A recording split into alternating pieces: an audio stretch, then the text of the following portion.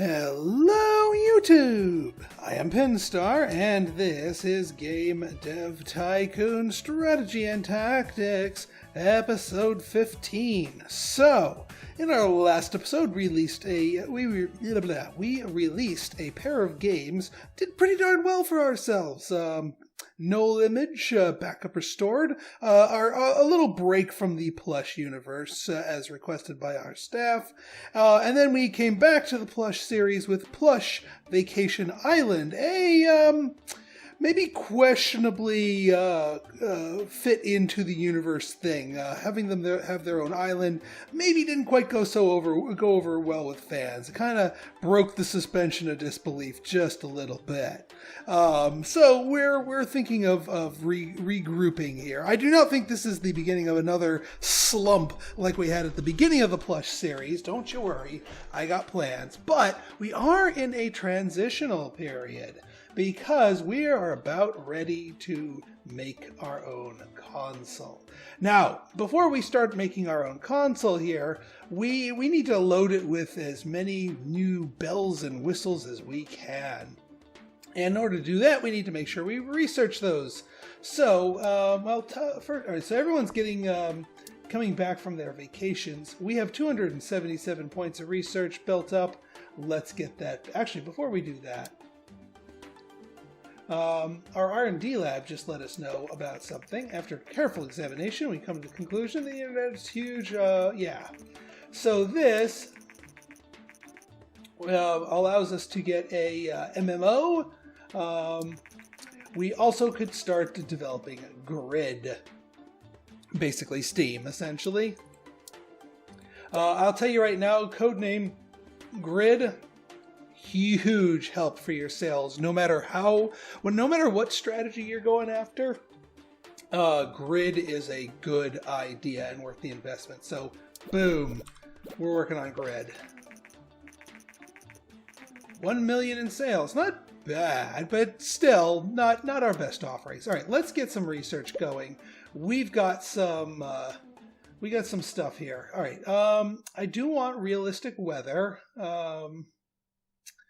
For our world design, because world design is going to be real important for us, so we want to get all of the world design things. Let's see here. We could probably get some. Well, hang on. Let's see. Let's get the heavy hitting ones before I look at that. Online play. That's a big one. And then gameplay, cooperative play, of course. I mean, the whole PLUSH series is all about cooperation and whatnot, so of course cooperative play. Boom. And then for you, let's go topic hunting here. Let's do dungeon, because I have an idea for sort of a transitional phase here. Let's get ourselves some dungeon. And then Pinstar, why don't you get us another new topic? Mystery? No, we want hospital as another topic, because I've got ideas for both of these games, both in the near and far future. And once all of these researches are done, then we can start work on our actual console here.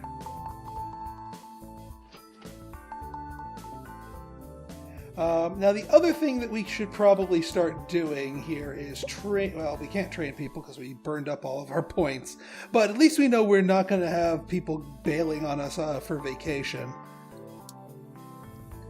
Okay, so let's race over here to the hardware lab and let's develop our console. Now that we have all of our stuff. So as far as the picture, the variations that you have to choose from here don't impact anything. I'm going to go with this nice green one. And we're going to call this the PLUSH. I thought I bound the trademark key to that. 1 second. Okay, we're back. PLUSH. There we go.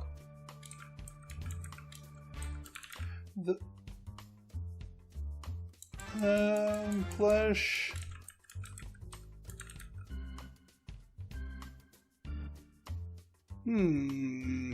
Problematic. I want to call it the Plush Dreamstone. We'll call it the Plush. That was one of the names I had in mind. The Plush Nexus.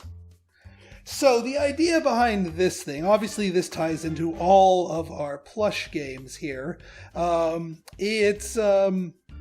It's obviously a device dedicated to playing our games. This little thing here in the middle, I am totally stealing the amiibo concept. Along with this, we're going to be launching a line of physical plush toys for basically all of the characters that have ever appeared in our games are getting a physical plush toy that you can purchase. And it has like a little chip embedded in them. So if you sit the plush toy on top of there, it's got a nice little pad for you to sit them down on.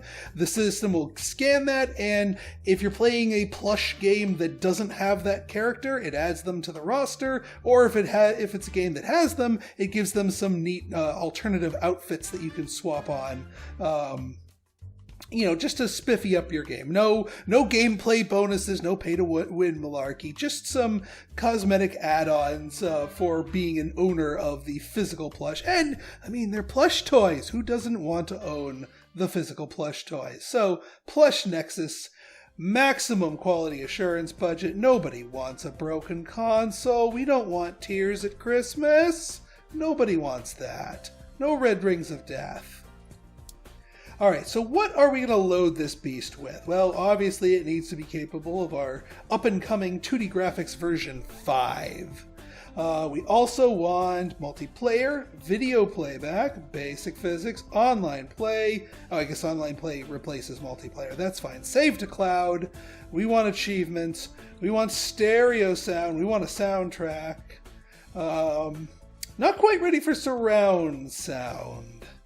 Don't even know why I researched that. We'll probably do surround sound in the next iteration. So yeah, that's $84 million to just develop this thing, this monstrosity. And that's fine by me. That is absolutely fine by me. Let us begin. Now, boom. We are going to be hemorrhaging money here, but that's kind of okay. Let's counteract that hemorrhaging by developing a new game. Now we did kind of whiff with that, and I had a thought. So here's the problem. The plush games really like, either everyone or young games. The GS really likes everyone in young games, but the GS can't handle our larger games. So what we might do for the next couple of games here is actually do what we did with No Image.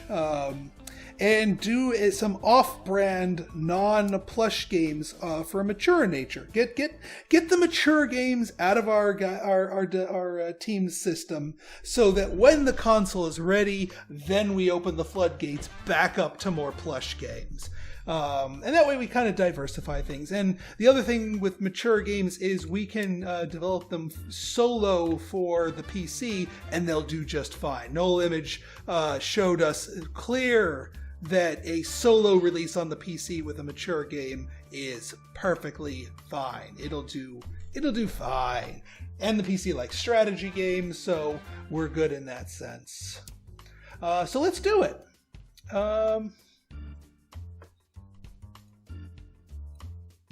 So what we're going to do here, we're going to do a large game. We're going to do our new dungeon topic, strategy, great combo. Now you can see here the PC. This may be a bad time to do this, though. The GR pad came out. Yeah, the PC was actually flying fairly high, but now the market is super segmented. That being said, yeah, it's all the way down here at 11.6, but the highest is only 14.6. So everyone's got a fairly equal piece of the pie. So I'm not worried about losing too much in sales here. Now, part of me, I mean, we could possibly wander in there. Yeah, we're not going to bother with the new because it's not good for each of these. So yeah, you know, we're going to just solo dev for the PC. You know, because if people picked up, you know, we'll have a separate following of people that like our off-brand games. You know, they might not even realize, you know, we make the plush games. So what are we? What's the concept here? What are we doing? What's the story, Morning Glory? So what this game's name is Espen's Lair. Espen, by the way, a brand new name in-game patron.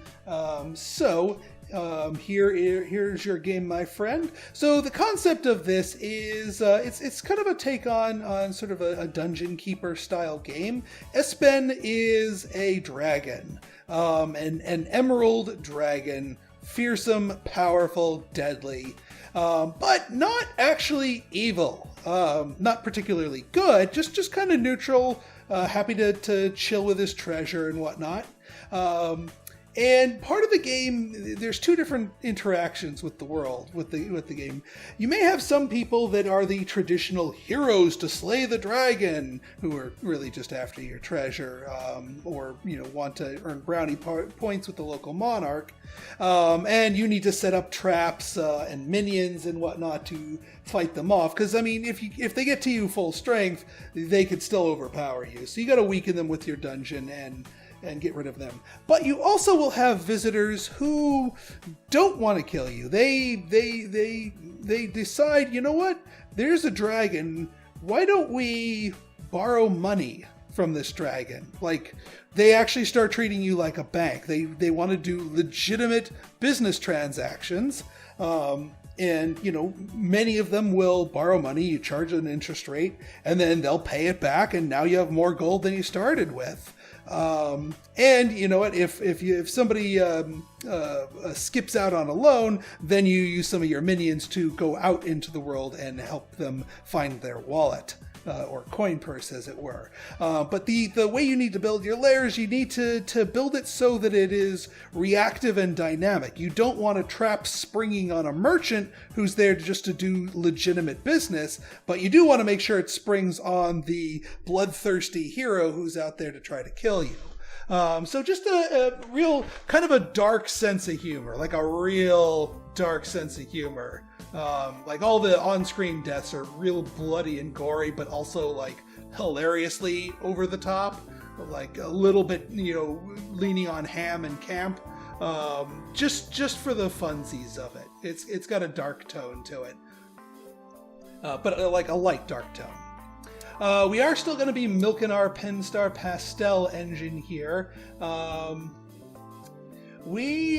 I think we'll do better just on the fact that we haven't done any training, but just on the fact that A, Vacation Island did not move the goalposts on us, and B, we're not going to be, people aren't going to suddenly decide to take vacations on us here. So I think this will actually reach up to be a decent time, and we got to bide our time while our hardware lab works on the PLUSH Nexus, and while the R&D lab works on Codename Grid.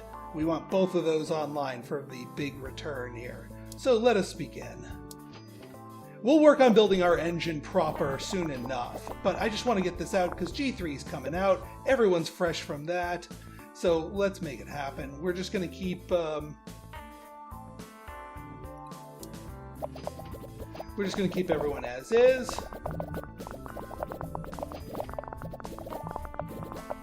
Hype building up nicely, and we're going to get even more hype.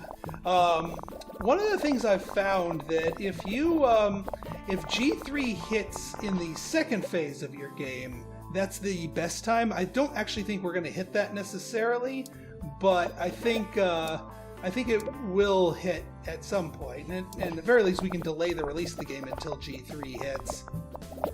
Because remember that larger games take longer to develop. Oh, please don't ask me. Please don't ask me. Oh, thank God. More on gameplay, please. I was worried that they were going to ask me about if I should do A or B here. Let's do medium both. Let's get some more hype out of the deal.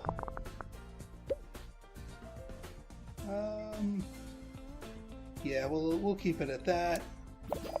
Let's get some magazines and demos here. So we'll still hit the G3 will still hit while the game's in production, which means we're going to get that full burst of hype here.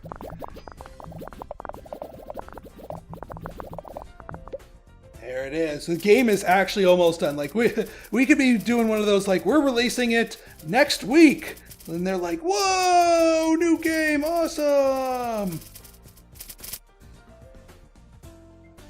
All right. Oh, wow, we just nuked the hype cap.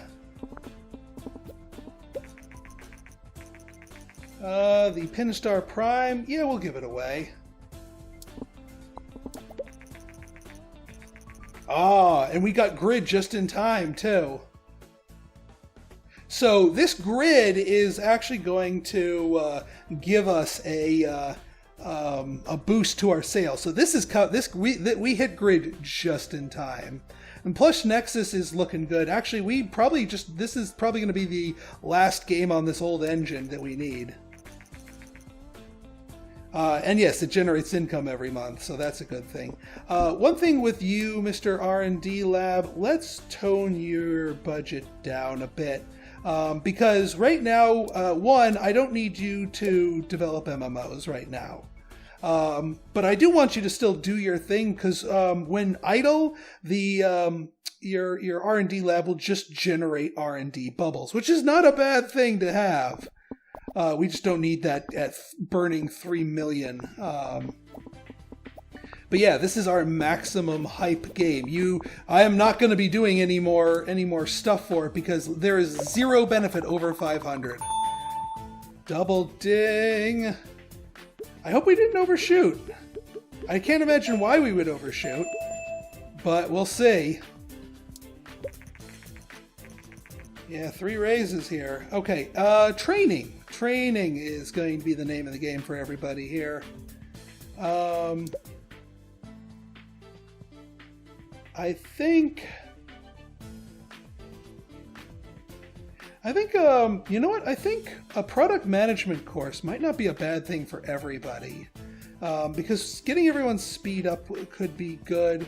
Research up is still a thing. I think we'll be okay. Oh, actually, you know what? Maybe we should spend our research points on getting a new engine rather than doing training. Let's see how Espen's Lair did. All right, an 8, a 9. All right, I'm happy already.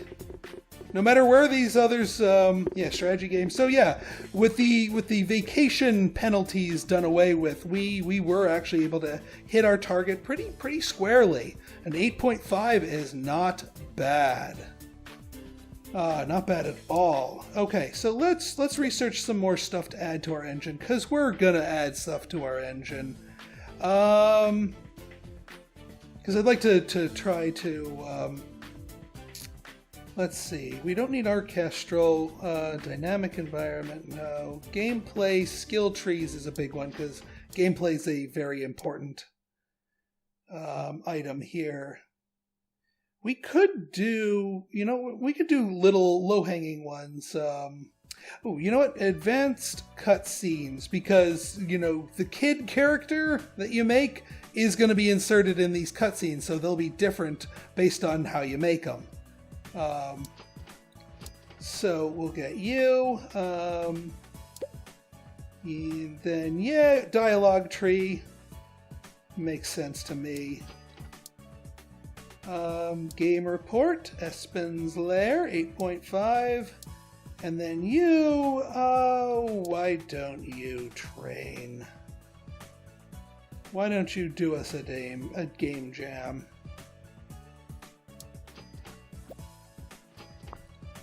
How many fans did we get from that? 40k fans. Yeah, it's worth it for the fans.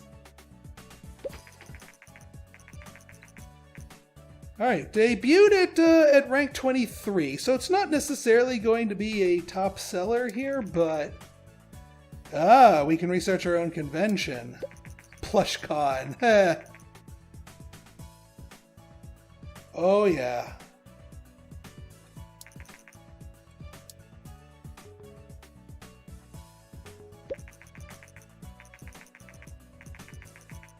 Oh, well, don't advertise no image. That's not on our plush brand. But yeah, we are tossing our hat in. We are tossing our hat in here. Over 1 million in sales, not bad. All right, let's actually make our new engine. Actually, no, we need to wait for researchers. There we go. Actually, yeah, you finish your dialogue tree. There we go. Now we make our new custom engine. What is this engine going to be? The Pinstar penultimate engine. Because I think we're going to make one more after this. But the Pinstar penultimate engine is what we're doing. Advanced cutscenes, basic physics, online play, save to cloud, mod support, achievements, skill trees, cooperative play, dialogue trees. We have so many new levers that can be pulled. Virtual economy, realistic weather, stereo sound. We don't need mono sound anymore. Actually, we do. Surround sound. I guess we did research that. I should have put it in the cost. Oh yeah, we're not going to put in surround sound because our console can't handle it. $1.6 million engine here. Let's do it.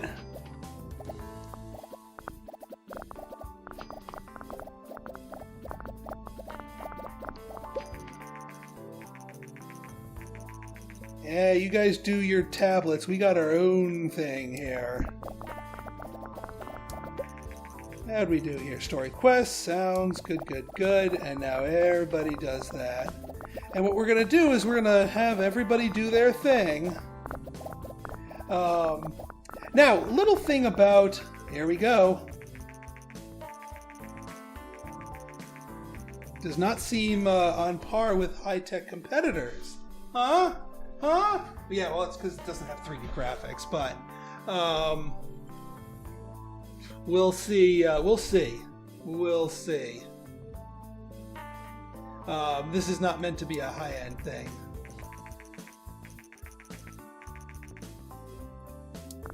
Alright, there we go. So now, we don't need quite so much with the budget here. What we basically need to do is, we need to, over time people will return... We will return broken consoles, and you just need to make sure your hardware lab has enough funding to handle that. Alright, the Pinstar penultimate engine is done. Round of training for everybody while we wait for you all to meet your vacations, because I want to release this game with a bang. We are going to come bursting forth onto the scene in blazing glory. So yeah, you know what?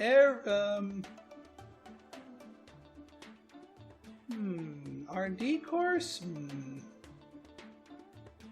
Actually, I think I know what I want to do. You know, let's do a blanket product management course. The woo, there's the woo.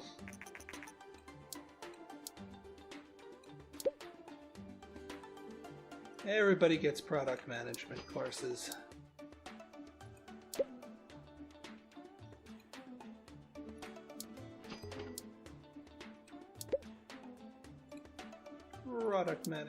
Product management, all of the, except for you. We are exactly one thing behind. But you already got one thing of training anyway, so, yeah, why don't you get us a code jam? There we go.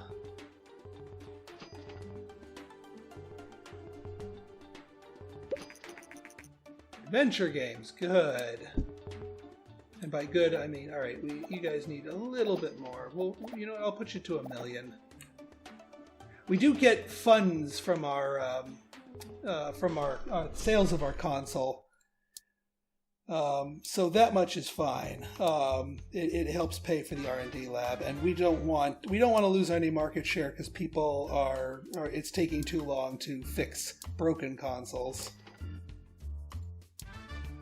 All right, everybody goes on vacation, and then we're ready to rock and roll. So what are we going to do for our inaugural game here for here? And actually, let me just take a quick look. How did Espen's Lair do? Not too bad. 2.7 million, which is fine for an 8.5. This is by no means a smash hit. So I'm happy with how we did here. Yeah, that's fine. So here's the reason why, and this is a little explanation to our strategy here. So in the description of this video, I've put a link to a Google Docs spreadsheet, and that explains the ins and the outs and the platform for this. So yeah, we're down here for now. But here's the thing about your custom console is as you release games, especially good games for it, it will cause it to shoot up in market share. So you have to support it. You have to put exclusives out for your console to make it work for you. Now, as far as the audience and genre matches here, here's the nifty thing about the custom console, and the whole reason why we went down the route of custom consoles. Because, by the way, you don't have to. Depending on this playthrough and the strategy that you're doing, you can do just fine on either the PC or whatever the major platforms. You know, the latest PlayStation, the latest Nintendo, the latest Mbox. You can do just fine with those. But our particular strategy does not fit the mold very well. Here's the reason. Most of the items out there, with a very few exceptions, don't like strategy games. The PC does like strategy games, but the PC really doesn't like young audience games. And they only kind of like E for Everyone games. They love mature games. So our option is, if we want to continue developing young audience strategy games, we can't do that on the PC. We have to do it ourselves. So if you look at the spreadsheet there, what your custom console is good at is an amalgamation of all of the different games you've previously released for it, and what genres they are. So your top 2 genres are rated +++. Now you can see here we have our top genre is strategy. That's the other reason why we've been doing back-to-back strategy games. We had to get our strategy game count up for this custom console to make sure that the console likes strategy games. Now your second most used genre is also +++. Now we left both action and simulation games at 10 games apiece. So my understanding is, and I don't know which side it's going to fall on, but my optimistic thing is that they both get +++ ratings. I may need to do some testing for that. And then your third and fourth most used genres get 1+. I'm sorry, the third and fourth get 2 pluses. And then the fifth one gets 1+, and then your least used genre gets -. So our adventure and RPGs get 1+ each, because they're also tied, and since we've never touched casual, that's our -, but we never will use casual. Now, the same idea goes for your audience types. So you can see here we've got most of our games are E for everyone. So we are plus plus plus with everyone games, but we are also plus plus with young games because young games outnumber our mature games. Ideally, part of me at some point wanted to try to get young games equal to our E for everyone games, but it just didn't hash out that way. There were too many games out there that really needed to be an E for everyone. So I'm okay developing games that have the plus plus for the young audience. So our Plush Nexus is gonna do just fine for our Plush series in all its glory. And you know what? If I feel like developing the rogue off-brand mature games, I'll just release it for the PC. But no, we need to pump up these numbers here. And also our Plush Nexus can handle large games, unlike the GS. That's the other limiting factor. The GS is really, really good for what we were doing, but it can't handle anything more than medium games. Now this is, we are going to do an E for everyone game for our inaugural title here, but it is going to be in the Plush universe. It's going to be a hospital game. And strategy. Now, hospital and strategy, we're going to try to do our low ball tactic again, where we go for less effective genre combos. So the hospital strategy combo is only okay. So that's a 20% penalty staring us in the face. But and I kind of learned my lesson fighting against the 40% penalty unabated. That might be a little bit hairy, but a 20% penalty, we can overcome that. Not to mention we have a brand new engine in place with brand new graphics, so there's going to be plenty of upside to push against. As for the name, PLUSH.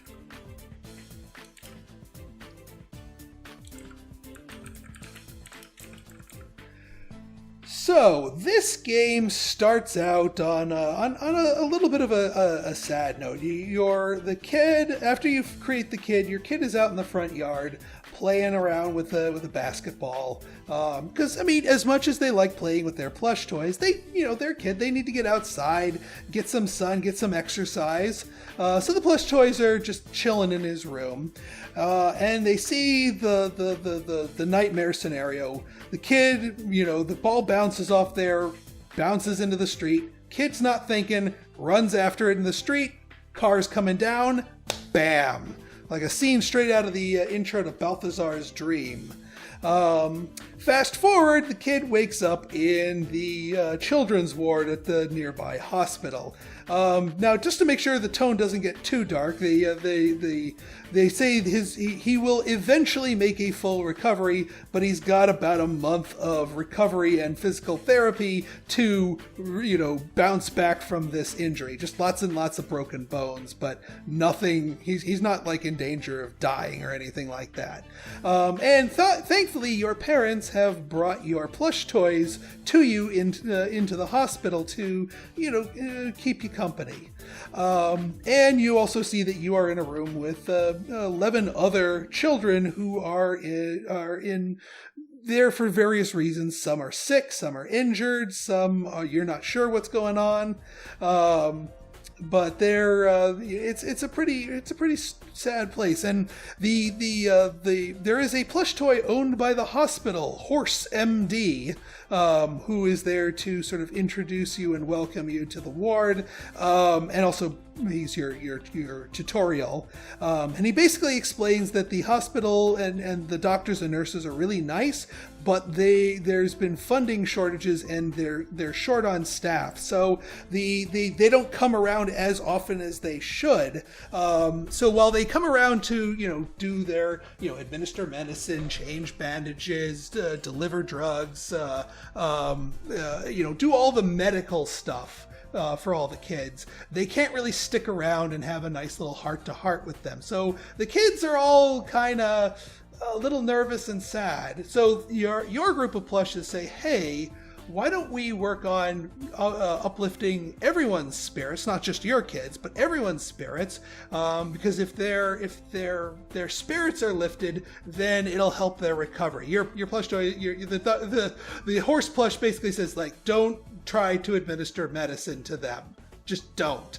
He puts his hoof down on that, but he does give his blessing to try and up the spirits for everyone. So the strategy game of this is basically kind of like a worker assignment. You've got a limited number of plushes. There are more kids in the ward than there are plushes on your team. Certain plushes are better at soothing and comforting kids in certain ways. And you over time, your kid can actually help out a little bit by just talking to them. You can't move around, but you can talk to them, some of your neighbors, and maybe try and share them up just with your kid. So this is the first time your kid is taking a directed, active role in this sense. So that is the gameplay. You're just trying to get everyone up there. And there's like little storylines about why each kid's in there. And what they're doing, and little twists and turns and whatnot. So that is our foray into here. Plush Children's Ward. 2D graphics version 5. This is the only new thing that's going to be introduced here. Where are we on? Yeah, we're perfect for G3. We are not turning anything else new on. And this is experimental. This may or may not work out well. We're dealing with a lot of variables, positive and negative here. So we might overshoot, or we might get buried here. We'll just have to see. All right, hardware lab's keeping up, R&D lab's keeping up. Our bank total's doing just fine, actually. You can see here, grid income. So grid by itself is making its own thing. And also just sales of the console are keeping up here. All right, yeah, you guys just keep on keeping on here. Oh yeah, let's actually get some marketing in here. I know we're about to hit this. Maybe G3, that is. Yeah, good for you. I got my own thing here. And we're gonna keep on doing medium booths.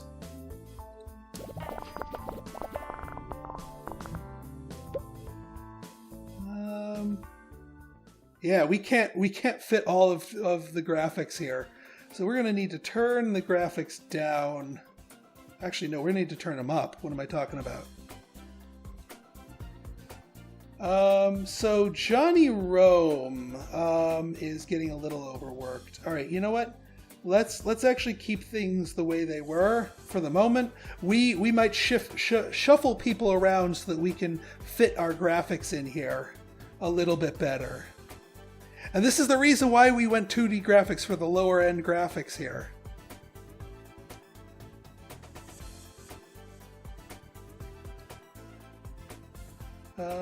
Yeah, I think we're good. And yeah, I'm not going to spend any more on advertising because G3 is going to do our advertising for us. All right, our bubble counts are really low. So this might be a little bit more disappointing. Granted, it is because we are fighting against that penalty here. There's the hype. Well, good. If anything, the hype will help our sales do well, regardless of what the game thing. But yeah, we definitely need to fix all these bugs. Developing for a new console is going to be tricky here. All right. Yeah, no dink. No double dink. Phew. Okay. Let's do that game report real quick. All right, let's see how this is. Ooh. Yeah. Strategy games work well in the Plush Nexus. Of course they do. Of course they do. Okay, you know what? Not as bad as I thought. We just really needed to just sort of get our bearings here, honestly. So from there we can sort of climb upwards. All right. Well, I think that's pretty good here. So if you guys like this episode and you want to see more like it, go ahead and hit that like button, hit that subscribe button, and leave me a comment. Good, bad, or indifferent. Your feedback's always welcome. So until next time, this has been Pinstar signing out. See ya!